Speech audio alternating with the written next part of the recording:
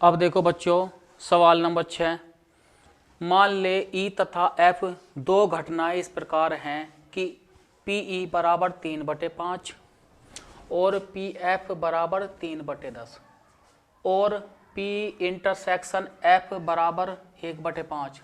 तो तब क्या ई तथा एफ स्वतंत्र हैं? तो मैंने बताया था यदि ई और एफ दोनों स्वतंत्र हैं, यानी कि दोनों घटनाएं स्वतंत्र हैं, तो तब हमें क्या मिलता है? देखो यहाँ, यदि दोनों स्वतंत्र होती हैं वहाँ पर मिलता है कि पी ई इंटरसेक्शन एफ बराबर किसके होता है? पी ई गुना पी एफ के। तो हम क्या करेंगे, पहले पी ई की पी एफ में गुना करके देख लो, यानी कि यहाँ पर पी ई की गुना जब हम पी एफ में करते हैं तो मान क्या आता है? देखो 3/5, यानी कि पी का मान 3/5 गुना पी एफ के स्थान पर कितना? 3/10, तो बराबर 3 3 9 और बटे 5 ढाई 50, 9/50। जबकि यहाँ देखने पर पी ई इंटरसेक्शन एफ बराबर कितना रहा है? 1/5। तो 1/5 तो इसके बराबर नहीं है, तो इसलिए स्वतंत्र घटना नहीं है। तो यहाँ लिख लेंगे अब चूंकि पी ई गुना पी एफ बराबर नहीं किसके? पी ई इंटरसेक्शन एफ के, तो इसलिए ई तथा एफ स्वतंत्र नहीं है, यानी कि दोनों घटना स्वतंत्र नहीं है। सवाल नंबर 7। ए और बी ऐसी घटनाएं दी गई हैं जहां पी ए बराबर 1/2 और पी ए यूनियन बी बराबर कितना है? 3/5 तथा पी बी बराबर पी। तो पी का मान ज्ञात कीजिए यदि नंबर 1 घटनाएं परस्पर अपवर्जी हैं, नंबर 2 घटनाएं स्वतंत्र हैं। तो देखो यहाँ, तो सबसे पहले पी ए इंटरसेक्शन बी को x मान लेंगे, यहाँ लिख लेंगे माना।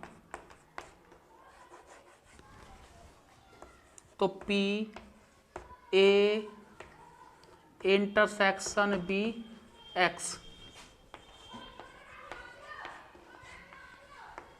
दिया है पी ए बराबर 1/2 और पी ए यूनियन बी बराबर 3/5 और पी बी बराबर कितना है? पी। अब देखो चूंकि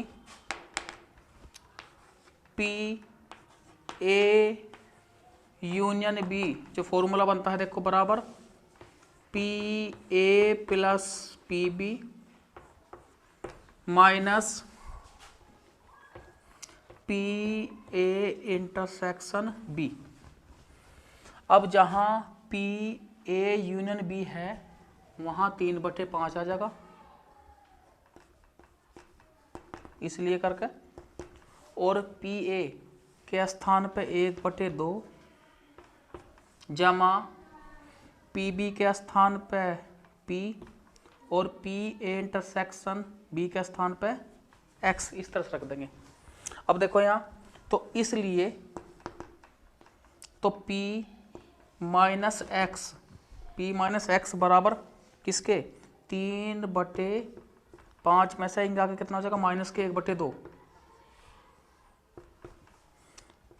5 और 2 का एलसीएम कितना आ गया? 10।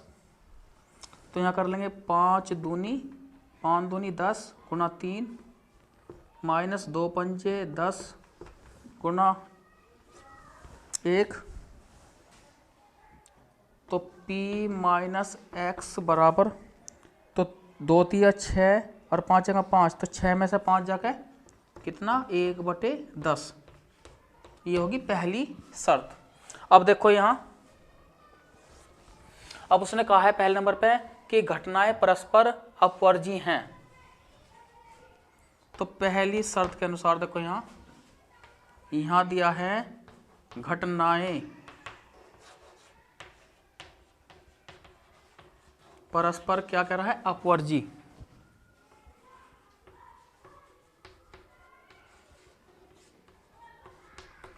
तो जब घटनाएं परस्पर अपवर्जी हैं तो तब जो x का मान बनेगा यानी कि वो बनेगा यहाँ 0, क्योंकि जब घटनाएं अपवर्जी हैं परस्पर तो दोनों का जो उभयनिष्ठ है वो बनता है 0। ठीक है, तो 1 से, तो इसलिए 1 से, तो p माइनस 0 बराबर 1/10, तो p यानी कि p का मान आ गया है p बराबर 1/10। ठीक है, अब देखो दूसरी शर्त में घटनाएं स्वतंत्र हैं, तो देखो जब घटना स्वतंत्र है, यहां लिख दूं मैं चूंकि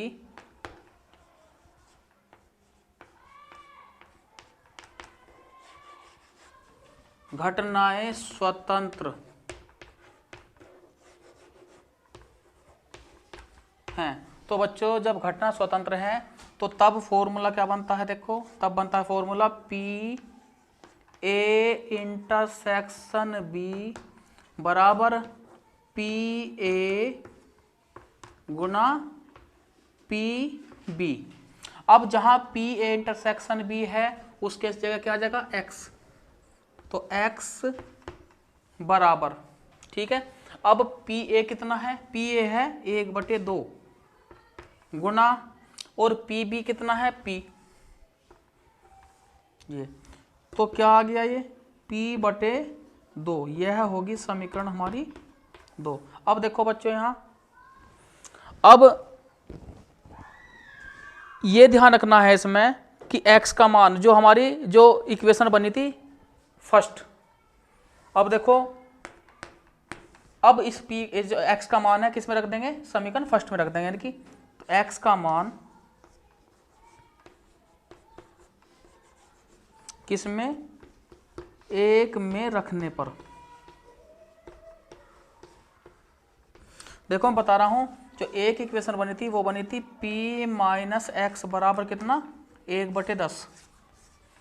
ठीक है, तो x के स्थान पे क्या रख देंगे हम, p/2 रख देंगे इसमें 1 में। तो बच्चों यहाँ देखो जब x के स्थान पे यानी कि p माइनस एक्स बराबर क्या बन रहा है इसमें, p/2, तो x के स्थान पे रख देंगे 1 में p/2 बराबर कितना, 1/10, तो इसकी इसमें गुणा हो जाएगी, तो 2p minus p/2 equal to कितना, 1/10। तो 2p में से p जा कितना बचा p, और बटे 2 बराबर कितना 1/10, तो 2 पंजे 10, तो p बराबर कितना आ गया 1/5 आ गया इसमें। ठीक।